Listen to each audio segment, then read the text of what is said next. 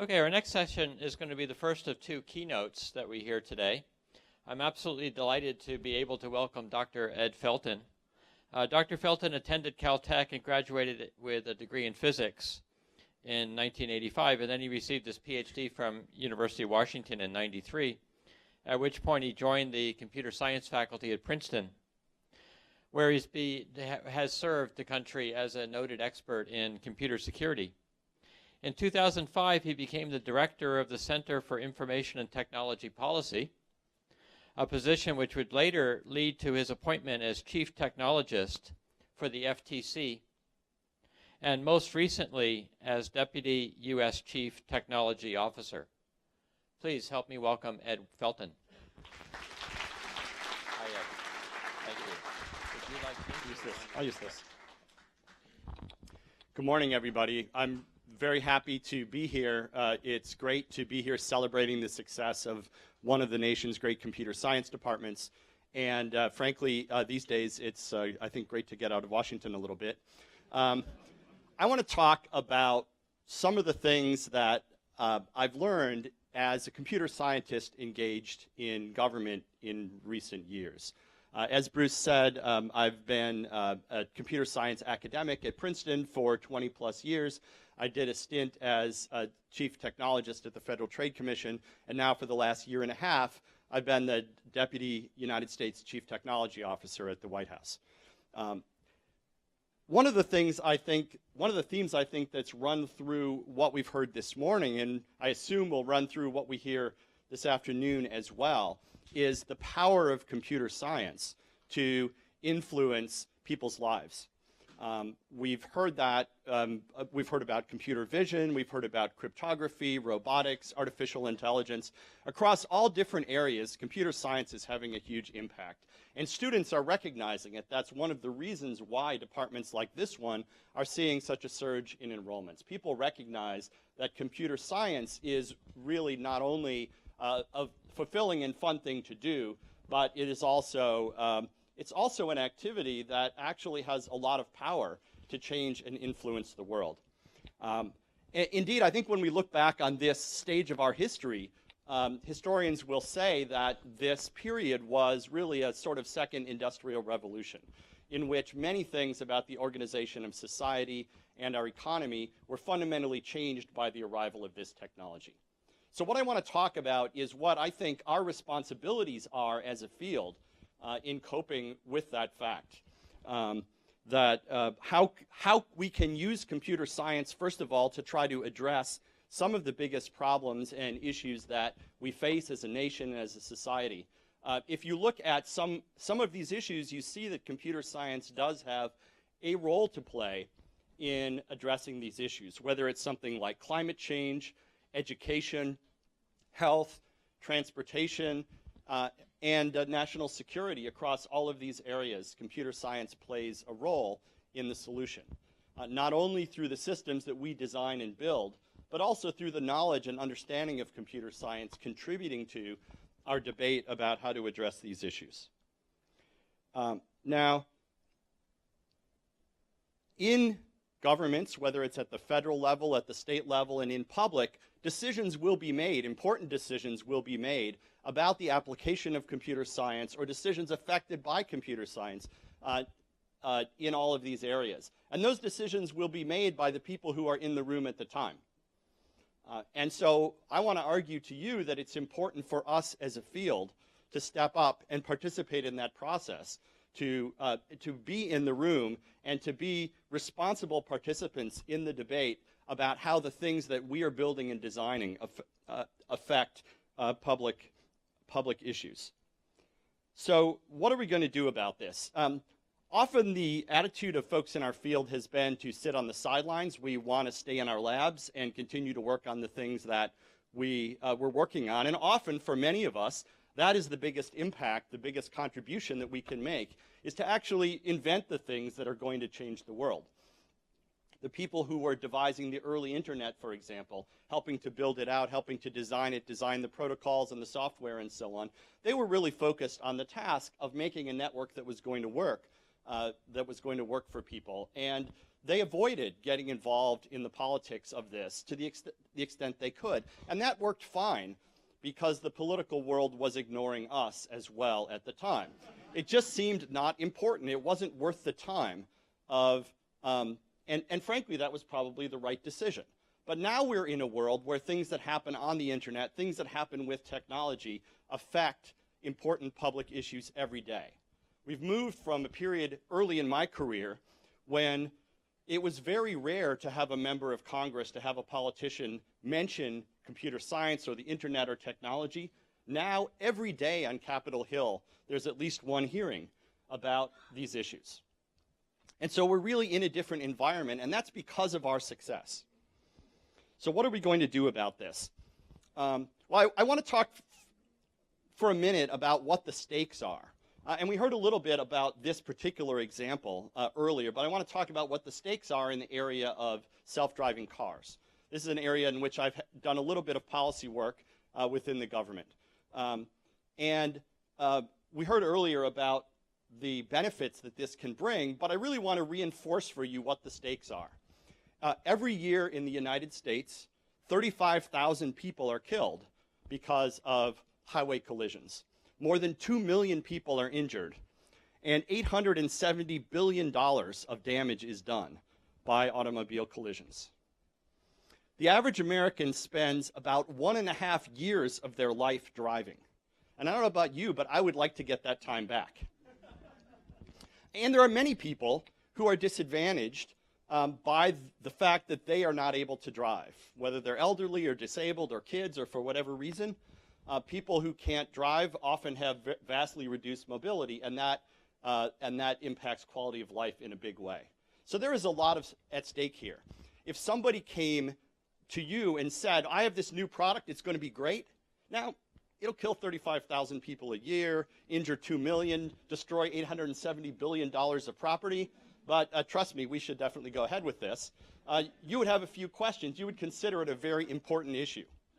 But we have right now, because of the evident feasibility of automated or semi-automated vehicles, we have an opportunity to try to reverse that situation, to try to move to a new state where we could save half or more, perhaps reduce by an order of magnitude those costs of self-driving vehicles. That's a huge opportunity, very high stakes, just in this one little area of public policy. Those are the kind of things we're talking about, but this is not an easy issue, because the question of whether and when and how to allow these vehicles onto our roads is not a simple one. A part of the Department of Transportation called the National Highway Traffic Safety Administration, the acronym is pronounced NHTSA, is responsible for regulating vehicle safety. And they have a bunch of existing regulations called the Federal Motor Vehicle Safety Standards, the FMVSS. You can tell I work in government because I know these acronyms. So NHTSA lays down these rules which cars have to meet in order to get on the roads. They also have the power to recall vehicles that turn out to be unsafe. And so if you are the administrator of NHTSA, you have some decisions to make about what you're going to do about self-driving vehicles. On the one hand, you can see in the future that when this technology becomes mature, it'll save many lives, save a lot of money, bring a lot of benefits to a lot of people. And that's a thing you'd like to have happen. On the other hand, you don't want the Americans who are driving on the roads now to be part of a big laboratory experiment to see whether this technology is safe enough yet. So you have to balance your responsibility to the Americans of the future to try to get this technology ready to go and deployed against your responsibility to the Americans of the present to keep them alive and safe.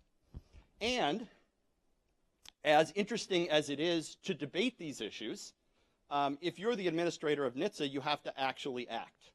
And so one of the things I've learned in government is that just as in computer science, there's some difference between diagramming an algorithm on a whiteboard and actually making a system or product that works and solves people's problems and is reliable and so on. In the same way in government, there is the same kind of gap between conceptually understanding a strategy versus actually making a policy or a rule or a concrete set of actions that will get you to where you need to go. And so that kind of process of working out the details where the rubber meets the road is what is going to make the difference between having a smooth and rapid transition to this future state of much safer, more automated vehicles versus getting stuck in a mode where we can't move forward because we don't know how to do it safely. That's one area, one small area in which computer science has something to say about public policy. So how does computer science affect that area of policy? Well, there's a whole bunch of interesting questions there. One question is, how do you know that a particular vehicle or system is safe? One way you can know it's safe is to put it out on the roads and see how many people it kills. That is not the preferred approach. What we want is to gather evidence. So we need to be able to do science. We need to be able to do experiments. We need to be able to do analysis of code. We need to be able to do simulation. We need to make arguments based on the machine learning algorithms that are being used, because all of these systems use complex machine learning. How can we be sure that we've reached a level of 1 fatality per 100 million vehicle miles, which is the standard, which is basically the level of safety that human drivers have? How can we be sure of that without doing the experiment on people? There's some really interesting computer science there. How can we be sure that a company has done the work they need to do to establish that something is safe? The human factors issue, we heard about this earlier. The question of can we make a system work in which the computer is driving most of the time and it hands over control to a person when there's a moment of crisis? Now that kind of goes against human nature. It's not human nature to maintain attention and vigilance and to have a plan in mind at all moments when it's not needed for hours and hours and hours and hours, and then suddenly step in and take control in the split second when there's a crisis. So the human factors of how to share control and how to hand over between people and machines, that's something that companies are dealing with. And if you are in charge of vehicle safety, of ensuring vehicle safety for Americans, you have to have a theory about what's enough, what will work. Security of smart vehicles and connected vehicles is a huge issue. A car nowadays has as many lines of software in it as a laptop, and more processors, a more complicated system probably than your laptop. And making sure that this vehicle, which weighs a ton or more and can go very fast and can be very damaging to people, is going to behave safely in a potentially hostile situation. As well as questions about privacy. These vehicles, in order to build a safety case, you want to gather a lot of information about what's happening, and yet information about what your car does speaks a lot to your privacy. So there are computer science issues everywhere when you dig into this policy question. And so if you are making this decision in this area, you really want to have computer science knowledge at the table. All right, and so self-driving cars are not unique in this regard. Almost everywhere you go across important policy areas, you get into these sort of computer science issues. And so if you're a policymaker, you have to figure out what to do about it. Now, I believe it's our responsibility as computer scientists to help policymakers, to help decision makers make these decisions. So how do we go about doing that? And I have a little sort of story, analogy that I like to use to talk about how we can help with this process. And I found this to be a useful analogy both in terms of my experience in dealing with decision makers one-on-one, but also in terms of understanding how we as a field can interact. And the analogy is this. Suppose your friend comes to town and wants to know where to have dinner. Now, you're the advisor because you have local expertise. You know about the places around your hometown.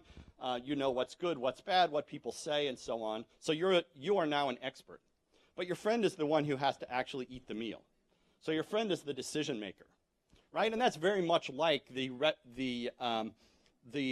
relationship that we might have with our political leaders. It's their decision as to what's going to happen, and we as experts are in a position to advise them.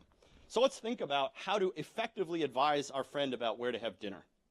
So there's a bunch of approaches we can take. One approach sometimes that scientists and engineers like to take is to say, well, we don't get involved in any of that messy policy stuff. We don't get involved in any of that messy culinary stuff. We just supply facts. And so you give your friend a map with all of the restaurants in town labeled on it. You give them a phone book, and you give them a textbook on nutrition. You're good to go, right? You know everything you need to know to decide. That's not actually helpful, right? When your friend says, where should I go for dinner, they actually want some opinion. They want some judgment from you. And you can't get away from those questions of what's good and bad and in that situation. So just the facts is not going to cut it as an advisor. Here's another thing you can do. You could just say, well, where would I go? You say, oh, I really like that barbecue place over there, and you just tell your friend that's where you should go. Now, that might be the right answer, but then again, maybe not. Maybe your friend is a vegetarian, and they don't want to go to the barbecue place because that's not right for them. Maybe they can't afford it. There's all kinds of reasons why that might not be the right choice for them. So it's not your job as the advisor to just say what you would do, because that's not going to be the right answer for them. And if you're giving advice to a senior government official, that person was elected to office, they were appointed by the president and confirmed by the Senate. For whatever reason, they have the mandate of the public to decide, and you do not. I'm told that more than one president has told advisors who get too pushy about their own position, and excuse me, how many electoral votes did you get? It's not your role as the advisor to decide. It's your role to help that person decide to do what they would want to do.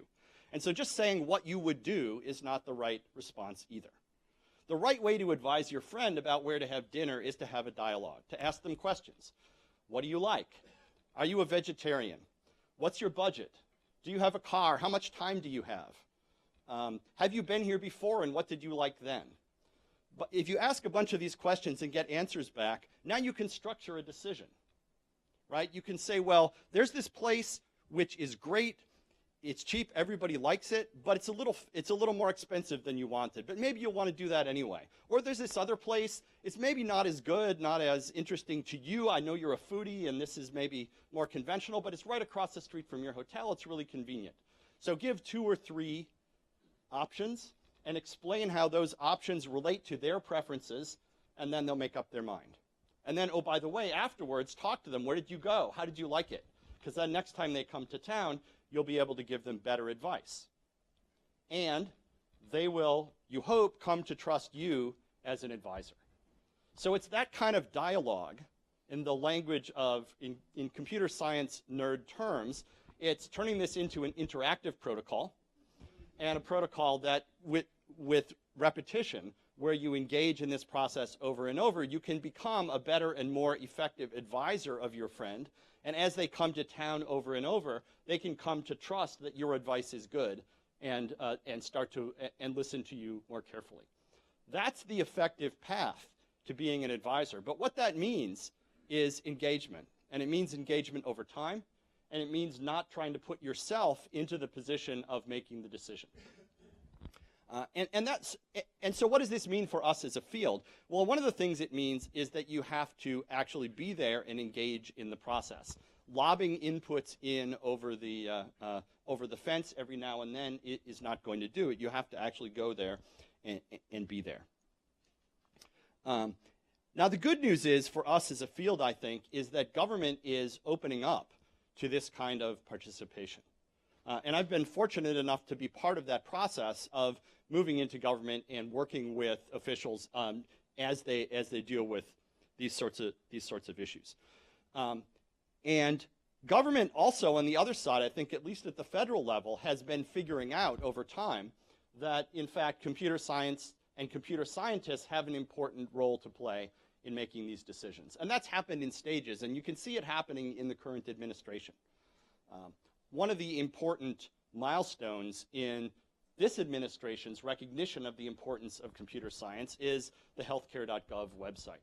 You might have heard a little bit about this in the news a few years back. This website was built. It didn't work very well at all.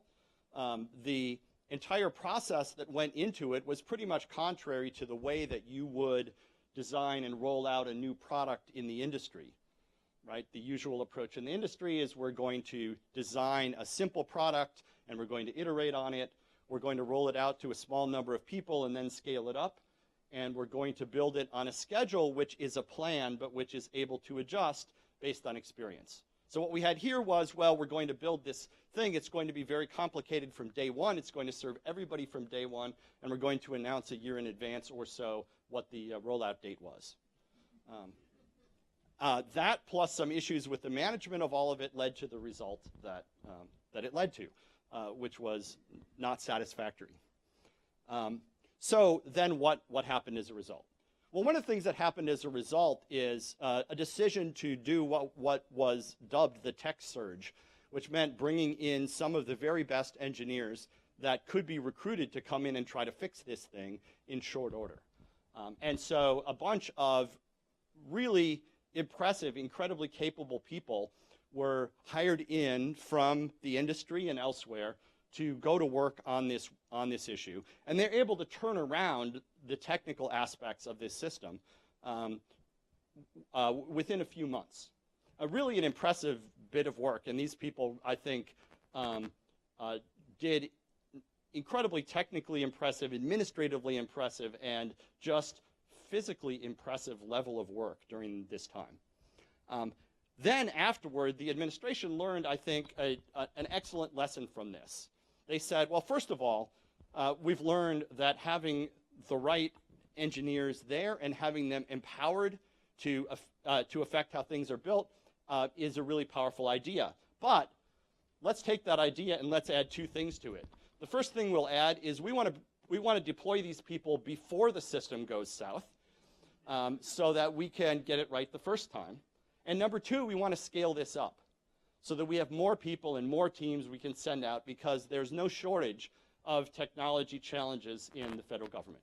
And so this led to the birth of a group called the U.S. Digital Service, which just recently is, which as of just recently is now 200 engineers strong. Very impressive people coming from all over the place who have come in to do a tour of duty in government, building technology. And USDS has attacked all kinds of challenging problems, like the backlog in processing veterans' health claims, the technical issues at the IRS, and a bunch of other places where engineering effort was needed to make the government's execution of technology tasks more effective.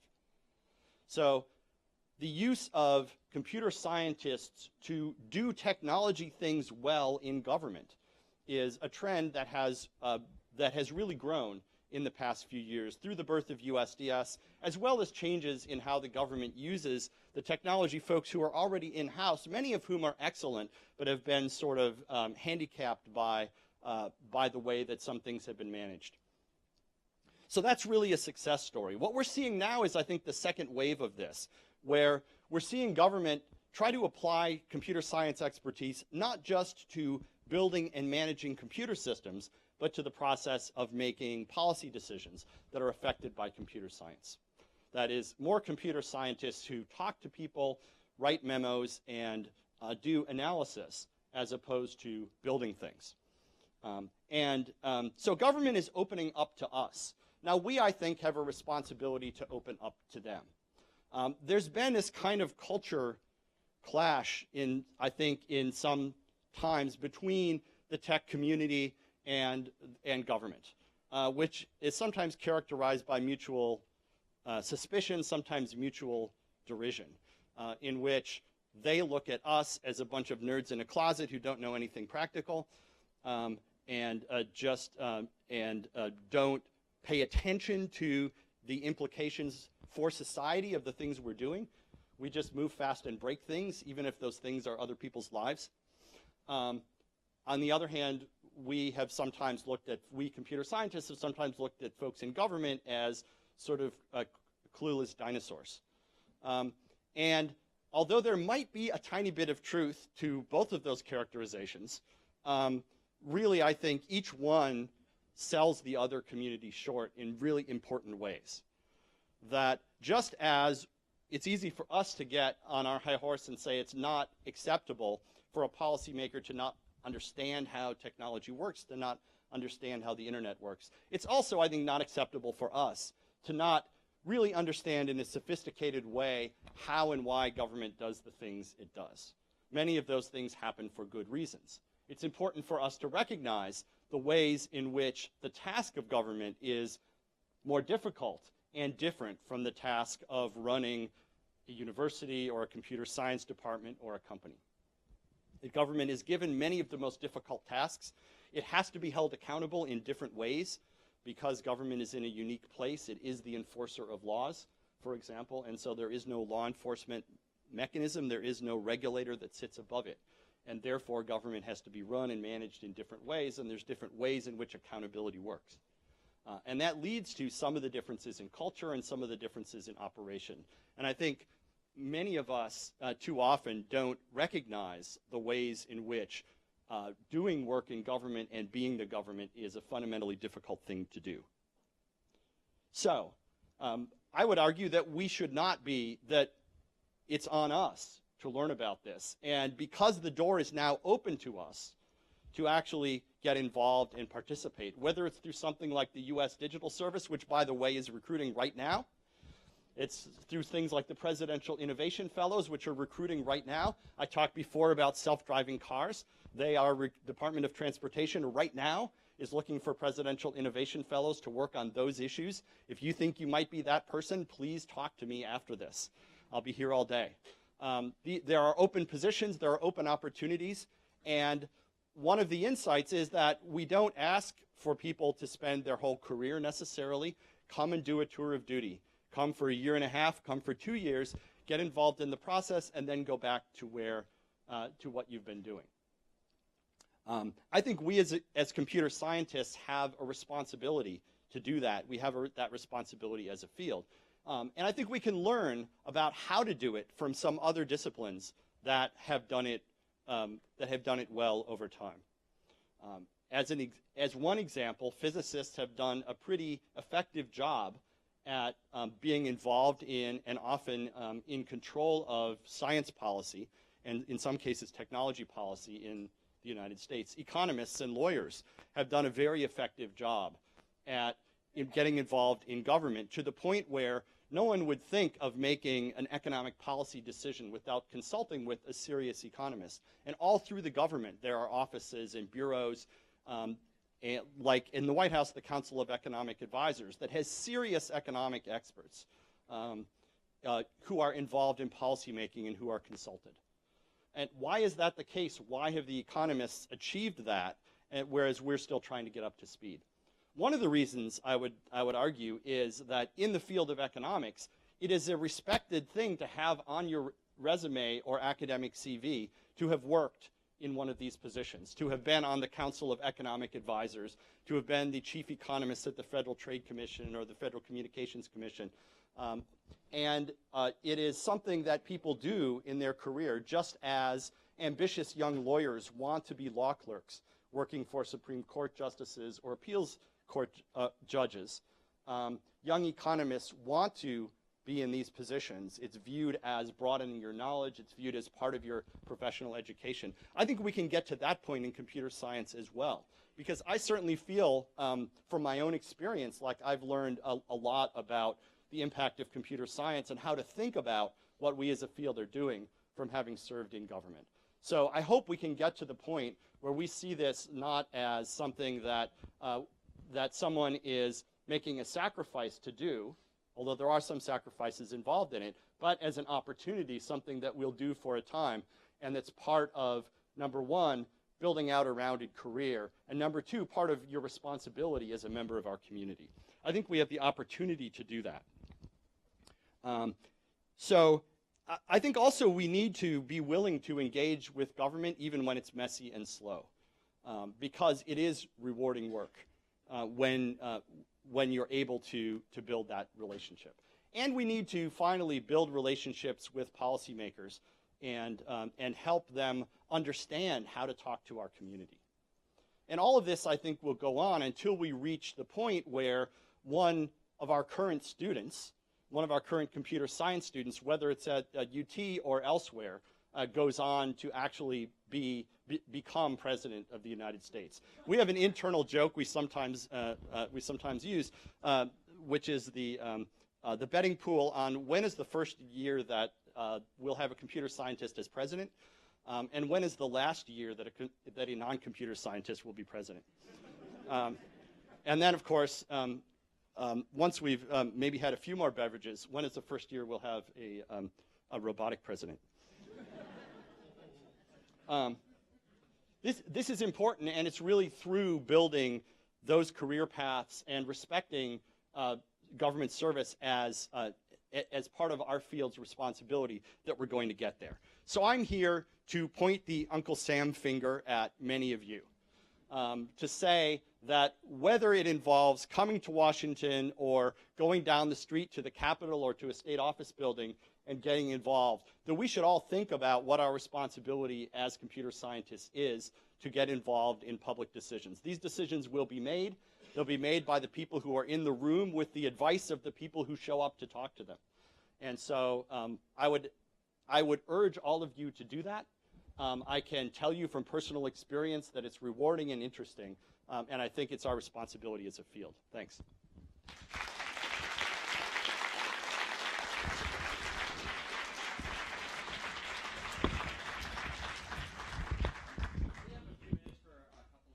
Cool. Questions, please. Back here.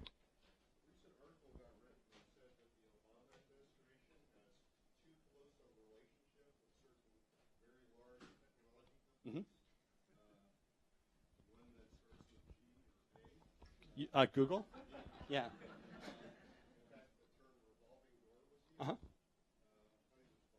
Sure.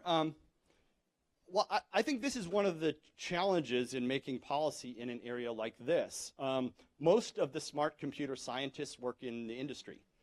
And so the question is, how can you take advantage of that talent without creating conflicts of interest? And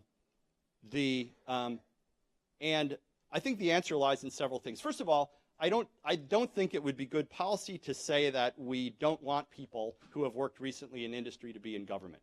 The question, so then the question is, how do you manage that? One way you manage that is by trying to not have too many people from one place too close together. Another way you manage it is through the conflict of interest rules that exist within government, which are actually fairly strict. Some of them relate to things like financial conflict of interests related to ownership of stock or stock options, requirements to recuse from certain work. A person who has recently worked at a particular company would be required to recuse from any matter or issue that affects that company, and that happens all the time. Some of my coworkers have worked in companies before coming to government, and they do have to recuse from issues.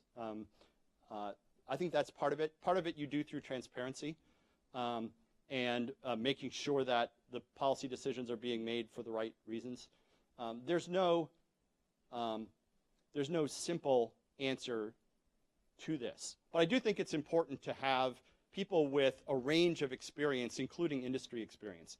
When we are dealing from a policy standpoint with industry, it's helpful to have people who have worked in industry. So the person who worked at Google is not going to be the interface to Google as a company. But a person who's worked at another big company may have more insight into how a big software company, for example, will operate. And that can be pretty useful.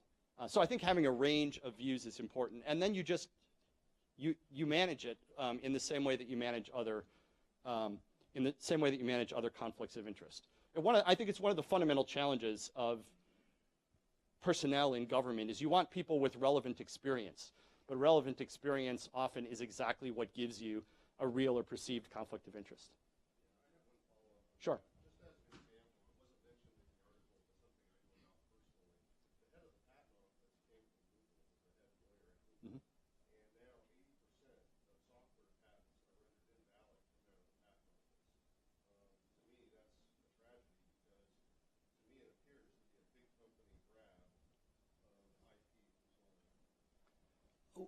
So, yeah.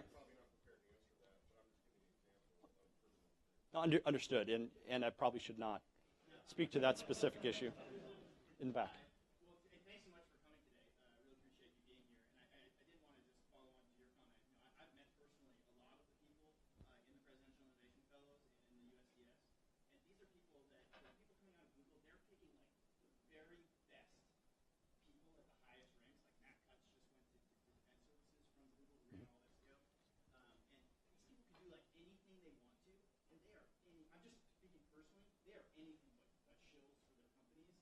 really feel like they have a mission and they're having a big impact. And I think it's unlikely they go back through a revolving door. When I'm seeing most people that get in, they want to stay. They feel like they're having a really big impact on people, and they're not interested in going back. I think that's right. I think this is, people don't go to government for the money. And in fact, many of the people who come from industry, because of the rules about conflict of interest and stock options and so on, some of them are making very substantial financial sacrifices on day one by cutting ties to the place that they were. And especially in places like USDS, and you gave Matt Cutts as an example, a great example of a truly great engineer who has gone to the Defense Digital Service. Right, and so people choose to do this work because and I think there was a lot of skepticism at first that you would be able to get really top engineers to go work in government or in a place like Defense Digital Service. But the experience has been that recruiting has been amazingly successful, and the reason is basically two things. Number one, convincing this person that the problems, the issues that they're working on are of great importance. So, we have people whose job it is to help, people who are devoted to helping first-generation college students have better tools for navigating the financial aid system, getting more first-in-their-family, students successfully into the university system. People who have had that experience themselves and sort of feel it in their gut that that's the thing they want to do. Or whatever it is. People motivated by the mission, number one, and number two, who believe that they can actually move the needle on that mission themselves, that they will they'll be empowered and they'll have the support from the top to do it. And USDS, U.S. Digital Service, and the Presidential Innovation Fellows, outfits like that have been super successful because they have made those promises to people and they've kept them over time. It's really impressive what they've been able to do. All right. Please look for Ed. Thank you. I will be here.